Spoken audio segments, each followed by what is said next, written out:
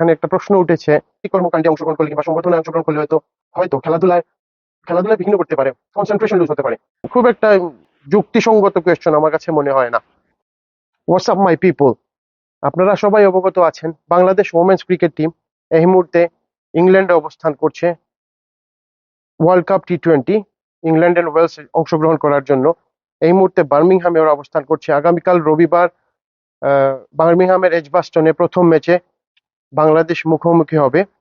গত 11ই জুন বৃহস্পতিবার বার্মিংহামের বাংলাদেশি কমিউনিটির জন্য ছিল দিনটি খুবই গর্বের ও আনন্দের, কারণ বাংলাদেশ ওমেন্স ক্রিকেট টিমকে বার্মিংহামের সর্বস্তরের বাংলাদেশি কমিউনিটি সবার পক্ষ থেকে বাদশা প্লেসে এক সম্বর্ধনা দেয়া হয়।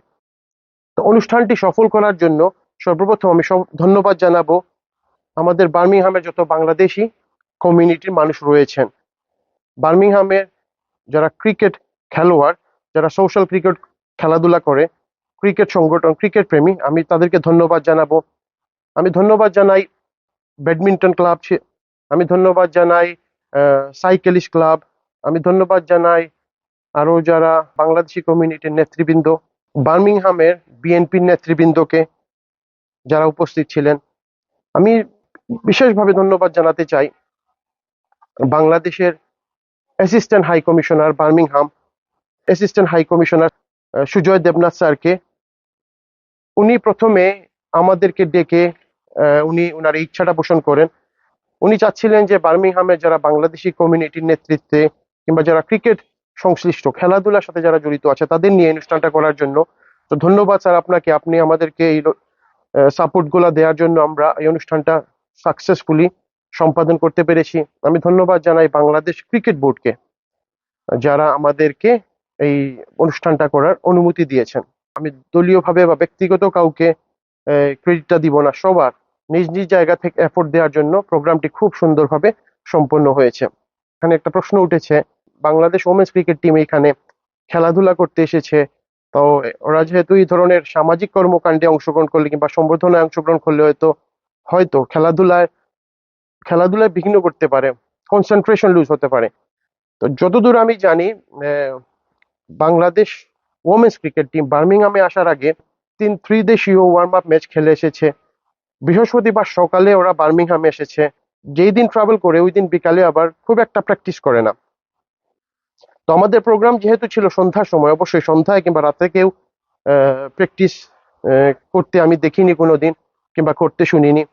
আর দ্বিতীয়ত হচ্ছে, কোনো দলই বড় ইভেন্টের আগে খুব হিউজ করে প্র্যাকটিস করে তেমনটা না, হালকা ওয়ার্ম আপ, হালকা কেচিং করে, যাতে কোনো ফিল্ডার ইনজুর্ড না হয়।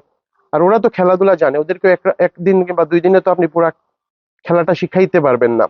বড় ইভেন্টের আগে যতটুকু না ফিজিক্যালি ট্রেনিং কিংবা ফিজিক্যালি প্র্যাকটিস করানো হয়, ততটুকু বোর্ডে কিংবা কর্মকর্তাদের যাতে মেন্টালি সাপোর্টটা ওদেরকে প্রোভাইড করা হয়। বাংলাদেশ ওমেন ক্রিকেট টিমের কর্মকর্তা 2 একজনের প্লেয়ারের সাথে কথা বলে ওরা খুব খুশি ছিল, ওরা অ্যাপ্রিসিয়েট করেছে যে বাংলাদেশে বাইরে এইরকম একটা অনুষ্ঠান, অবশ্যই আরো ইউকের যারা ডিফারেন্ট সিটির কমিউনিটি, ওদের জন্য একটা অনুপ্রেরণা হয়ে থাকবে।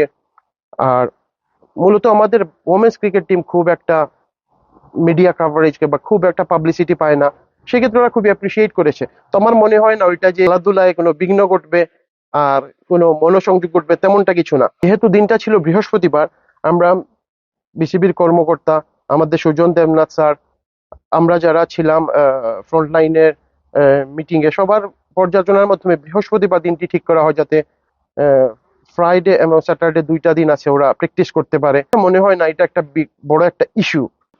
বড় ম্যাচের আগে অনেক টিম আছে, ওদেরকে ম্যাচের আগের দিন 1-2 দিন আগে বাইরে ঘোরাঘুরি করার পারমিশন দেয়। তো এটা কোনো একটা যুক্তিসঙ্গত কোয়েশ্চন আমার কাছে বলে মনে হয় না।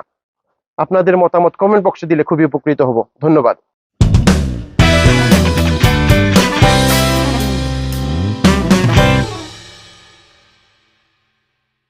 Like, share, and subscribe.